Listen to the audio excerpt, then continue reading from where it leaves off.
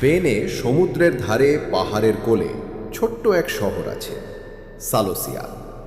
ধবধবে সাদা দেওয়ালের ঘর, সরু সরু গলি, আর প্রতি ঘন্টায় চার্চের ঘন্টার শব্দ। দিনের আলোয় এই জায়গাটা ঠিক যেন কোনো পোস্টকার্ড বা নিখুঁত ছবির মতো, কিন্তু রাত নামলেই সালোসিয়ার বাতাসে এক অদ্ভুত হিমেল ঠান্ডা মিশে যায়। এই গল্প ১৯ বছরের ম্যাটিও গুরোর, যে সম্প্রতি স্পেনের মাদ্রিদ থেকে সালোসিয়ায় এসেছে। ম্যাটিও ছিল আর্কিটেকচারের ছাত্র, যে পুরনো ইউরোপীয় শহরগুলো স্থাপত্য নিয়ে পড়াশোনা আর নথিবদ্ধ করার কাজ করত। সালোসিয়ার প্রাচীন চার্চ আর ১০০ বছরের পুরনো বাড়িগুলো ছিল তার গবেষণার অংশ। সালোসিয়া সুন্দর হলেও সেখানে এক অদ্ভুত নীরবতা বিরাজ করত। ম্যাটিও লক্ষ্য করল, সন্ধ্যা হতেই মানুষজন তড়িঘড়ি করে নিজেদের ঘরে ঢুকে পড়ে। অন্ধকার হওয়ার পর রাস্তায় কাউকে দেখা যায় না। এক সন্ধ্যায় ম্যাটিও চার্চের সঙ্গেই লাগোয়া একটি পুরনো সিমেট্রি বা কবরস্থানে গবেষণা করছিল। তখন সে এক অদ্ভুত জিনিস লক্ষ্য করে। ওই সিমেট্রির ভেতরে একটা কবরের কাছে একটি ভাঙা ওয়েডিং আর্চ, বিয়ের গেট দাঁড়িয়েছিল। দেখে মনে হচ্ছিল কেউ একসময় সেখানে বিয়ে করেছিল আর তারপর সেটাকে ওভাবেই ফেলে চলে গেছে। আর্চ থেকে শুকনো ফুল ঝুলছিল। সেই গেটের নিচের মাটি বাকি জায়গার তুলনায় একটু বেশিই কালো ছিল। ম্যাটিও তখন বিষয়টাতে খুব একটা গুরুত্ব দেয়নি, কিন্তু সেই রাত থেকেই তার সঙ্গে এক অদ্ভুত ব্যাপার শুরু হলো। রাতে যখন সে গেস্ট হাউসের ঘরে বসে কাজ করছিল, বাইরে থেকে হালকা পায়ের আওয়াজ শুনতে পেল, যেন কাপড়ের খসখসে শব্দ। ম্যাটিও জানলা দিয়ে বাইরে তাকালো। গলিটা একদম শুনশান ছিল, কিন্তু গলির কোণে একটা সাদা ছায়া দাঁড়িয়ে থাকতে দেখল। মনে হচ্ছিল কোনো মহিলা যে একটা লম্বা সাদা গাউন পরে আছে।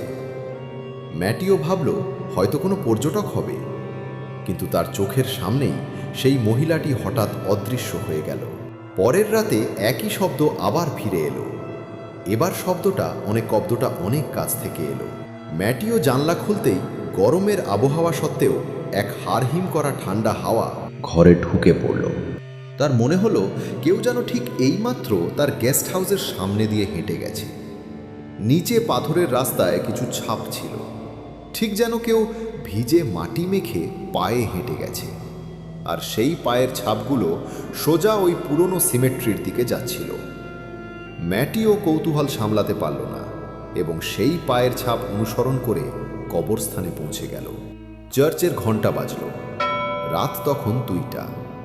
দূরে দূরে ম্যাটিও ছাড়া আর কেউ ছিল না। সে কবরস্থানের ভেতরে ঢুকল। সেখানকার বাতাস আরও বেশি শীতল ছিল।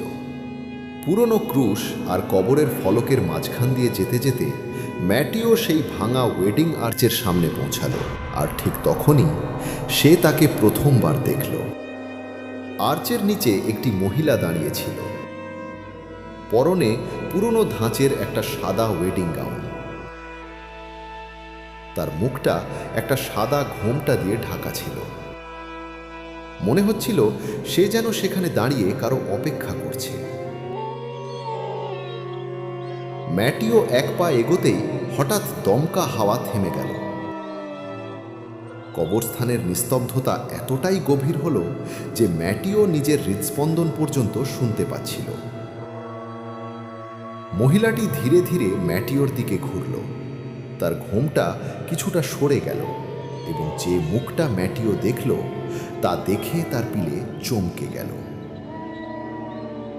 মহিলাটির গায়ের রং ছিল ফ্যাকাসে সাদা। চোখ দুটো ছিল ভয়াবহ, ঠিক যেন কোনো অশুভ আত্মা তাকে দখল করে রেখেছে। তার মুখে রক্তের দাগ ছিল, যা শুকিয়ে জমে গেছে। মনে হচ্ছিল বহু বছর আগে ওই মহিলা রক্তের অশ্রু বিসর্জন দিয়েছিল। ম্যাটিও লক্ষ্য করল মহিলাটির পা মাটি ছুঁয়ে নেই। ভয়ে ম্যাটিওর শরীর হিম হয়ে এলো। সে পাথর হয়ে দাঁড়িয়ে রইল।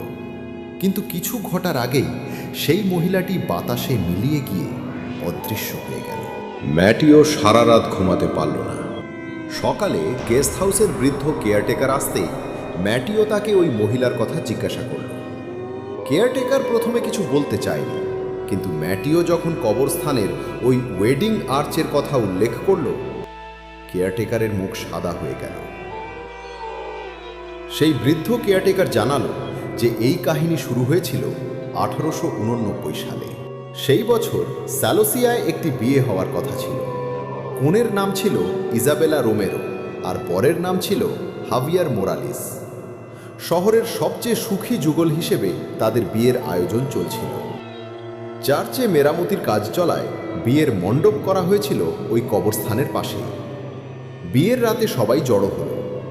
ইজাবেলা তার ওয়েডিং গাউন পরে মণ্ডপে পৌঁছালো, কিন্তু তার হবু বর আর কোনোদিন এলো না।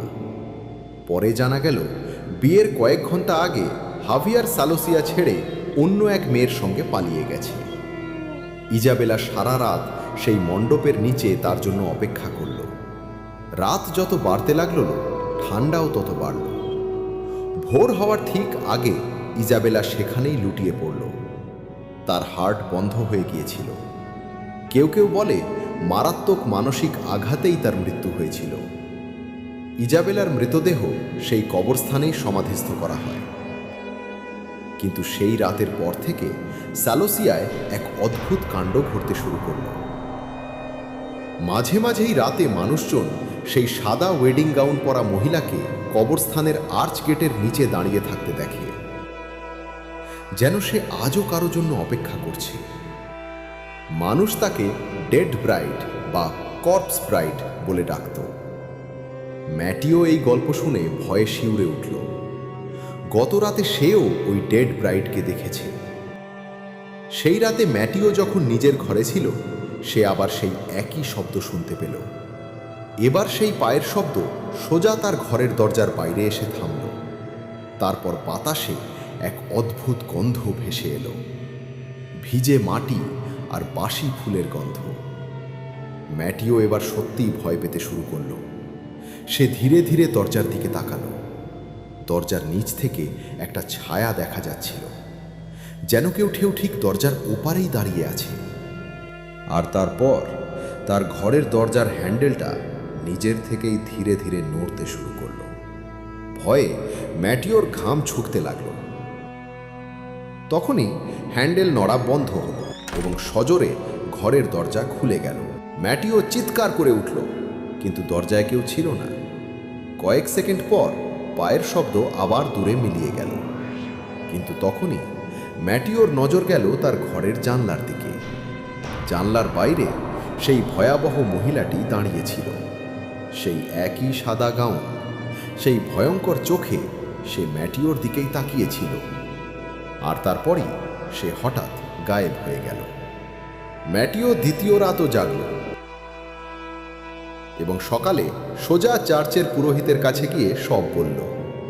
পুরোহিত বললেন যে আজ পর্যন্ত কেউ ওই ডেড ব্রাইডকে এমনটা করতে দেখেনি। পুরোহিত জানতে চাইলেন ম্যাটিও যখন প্রথমবার কবরস্থানে গিয়েছিল সেখান থেকে কিছু নিয়ে এসেছে কিনা। তখন ম্যাটিওর মনে পড়ল যে সে সেখান থেকে কয়েকটা শুকনো ফুল নিয়ে এসেছিল। পুরোহিত বললেন সম্ভবত এই কারণেই সেই আত্মা ম্যাটিওর বাড়ি পর্যন্ত পৌঁছে গেছে এবং হয়তো তাকেই নিজের বর ভেবে ভুল করছে। পুরোহিত ম্যাটিওকে তখনই শহর ছেড়ে চলে যাওয়ার পরামর্শ দিলেন, নয়তো সেই আত্মা তাকে ছাড়বে না। ম্যাটিও ঠিক করল সে আজই সালোসিয়া ছেড়ে চলে যাবে। কিন্তু ব্যাগ গোছানোর জন্য যখন সে নিজের ঘরে ফিরল, দেখল দরজার ধাপে ভিজে মাটির ছাপ, ঠিক যেমনটা কবরস্থানে ছিল। ম্যাটিও দ্রুত প্যাকিং করতে শুরু করল। তখনই সে জানলা দিয়ে দেখল আকাশের রং বদলে কালো হয়ে যাচ্ছে। হঠাৎ ঘরের আলো দপদপ করতে করতে নিভে গেল, চারপাশ অন্ধকারে ডুবে গেল। বাইরে শুরু হলো প্রচণ্ড বৃষ্টি আর বজ্রপাত। তখনই এক ঝলক বিজলি চমকালো আর সেই মহিলাটি ম্যাটিওর সামনে এসে দাঁড়ালো। ম্যাটিও প্রাণ ভয়ে চিৎকার করে উঠল। গেস্ট হাউসের সেই বৃদ্ধ কেয়ারটেকার ঠিক তখনই সেখানে পৌঁছেছিল। সে জানলা দিয়ে ভেতরে দেখল ম্যাটিও ভয়ে চিৎকার করছে আর তার সামনে সাদা গাউন পরা সেই ভয়ঙ্কর মহিলাটি দাঁড়িয়ে আছে। কেয়ারটেকার দৌড়ে ঘরের ভেতরে গেল, কিন্তু ততক্ষণে অনেক দেরি হয়ে গেছে। ম্যাটিও সেখানে নেই। কয়েক ঘন্টা পর ম্যাটিওর নিথর দেহ উদ্ধার করা হয়, ওই কবরস্থানের ঠিক সেই ওয়েডিং আর্চের নিচে, ভিজে মাটিতে ঢাকা অবস্থায়। সেই দিনের পর থেকে সবাই বিশ্বাস করে নিল যে সেই ডেড ব্রাইডের আত্মা ম্যাটিওকে নিজের স্বামী মনে করে চিরকালের জন্য নিজের সাথে